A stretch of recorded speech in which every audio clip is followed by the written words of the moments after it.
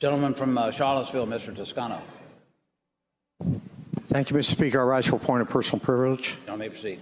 Thank you, Mr. Speaker. Ladies and gentlemen of the House, I listened very intently to my friend, the delegate from Henrico, and I heard a whole series of doom and gloom statistics, prognostications, etc. And, you know, as I was listening to these, I hearkened back to the great sports announcers like Harry Carey and Phil Rizzuto, and all I can say is, holy cow. You know, and then I went to check some things out. So I went to factcheck.com, which is the service of the Annenberg Center, an independent think tank that monitors statistics nationwide. And in case you don't trust the media, I went to Fortune, which is no apologist for corporate interests, and Forbes, which I thought was another indication of what really is going on out there in the economy.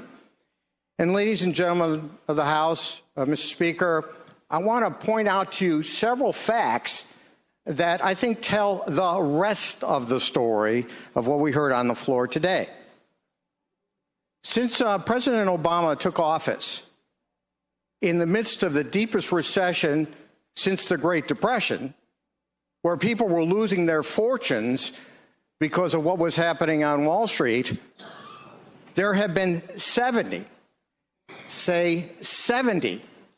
months of consecutive job growth in this country.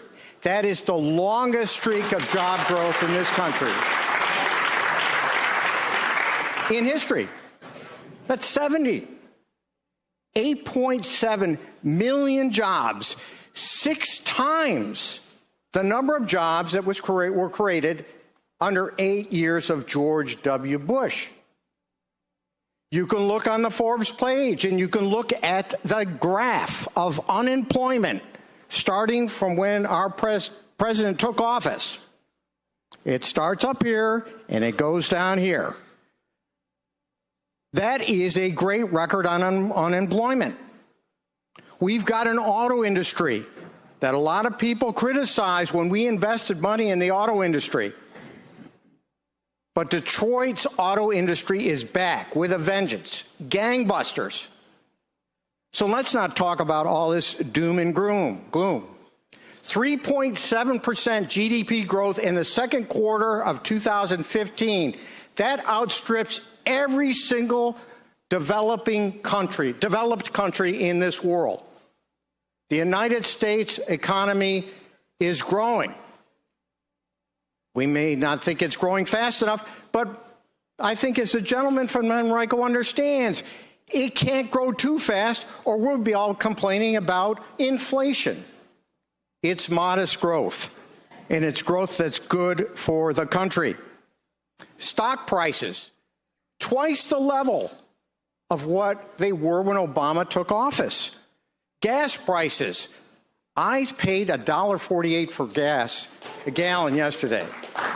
Do you remember what it was when Obama took office?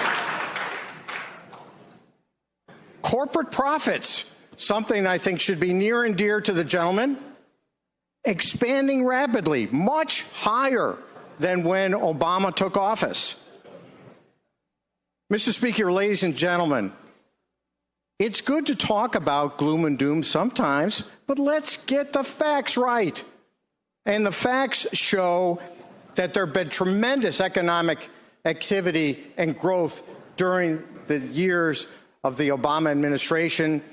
And we could also talk about the years of the McAuliffe administration, if you want to link them together. Do we have problems and challenges? Yes, we do. Do we need to make changes? Yes, we do. Our wage growth is not as great as it should be. There is too much inequality in this country. There are a lot of things that need to be done. Do we need to build our new Virginia economy? Yes, we do. But ladies and gentlemen, Mr. Speaker, let's start with what's really going on, not with doom and gloom that prevents us from growing together and moving this Commonwealth forward. Thank you, Mr. Speaker.